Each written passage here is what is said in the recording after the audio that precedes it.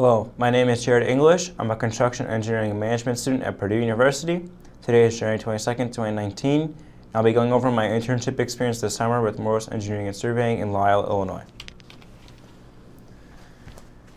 Morris Engineering and Surveying is a design-build company that works in Dupage County. They do most of the work for the townships there, and this means that I worked on multiple job sites throughout my time this summer. I'll be first going over the basics of what I did, and then go into more detail about a specific job. Some field tasks I worked on were concrete curb and sidewalk, which you can see in the upper left, patching, which you can see in the bottom, and milling, which you can see in the upper right. I also did a heater scarification, which you can see in the top, and paving, which you can see in the bottom. These tasks varied from job to job, and for instance, if I did milling, I went into heater scarification, because heater scarification reuses the old road, and if I milled the road away, there'd be no old road to use. These jobs range from 30 to 40,000 square yards and upwards of $1.4 million. I also did administrative work, such as historical data on ArcGIS and estimating unit price contracts. Historical data on ArcGIS involved taking a township's map and marking down every street we had ever done, and then color coding them based on condition. For instance, red would be it needs to be done this year or the next. This would help us argue to the commissioner what streets to do, and also show us what streets we wanted to do that year, and we could see what was working and what wasn't. For instance, if we did a street in 2016 and it was already red, we could see what we did wrong, what we need to improve, what's working, what's not working. Estimating unit price contracts involved me going to the job site and measuring the total square yards of the job and laying out patching. This way we could have a set of numbers to put in our contract that the contractor could use to make his bid, because the unit price is based off of units, and if we don't give him accurate units, then the contract's going to be wrong. The specific job I'll be talking about is Addison Township, which is in Bensonville.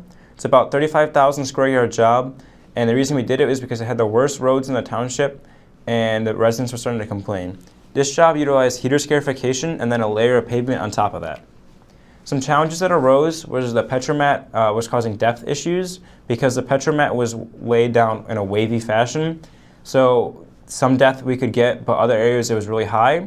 You can see petromat on the right. It's a tarp that goes in between two layers of asphalt. And the only solution to this problem was to get as close to it as possible, because trying to go through it just caused more issues.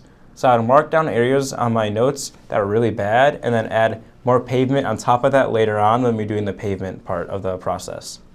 This taught me how to adapt, and I learned that not every construction project is going to go according to plan, and you just have to learn to deal with what you have. Another struggle I had was with note-taking. For instance, if I saw a 3-inch patch and thought that it needed to be a 6-inch patch, I would just leave it as a 3-inch patch because I thought my boss would be right. And everyone makes mistakes, and sometimes you can't see something underneath. So I learned later on to always write it down and have my boss look at it if I thought it needed to be a 6-inch patch, because who knows, maybe I'm right. And with this also comes budget management. And part of moving that, if I had to make that 3-inch patch a 6-inch patch, then I would need to add more money to that street. So for instance, if a street only used 100 out of 200 square yards for its patching, I would take money from that street and put it onto the street that needed more money to do that 6-inch patch. A lot of money movement always happened throughout the project, and it was part of my everyday process. Another thing I could find out to save money was if a street had a lot of patching, I would maybe mill that street instead, and it'd be cheaper than doing each individual patch. In conclusion, I am grateful for these experiences I'm able to have. Many of these skills I'll be able to apply next summer when I return to Morris, and I have already used some of these skills in my classes this semester.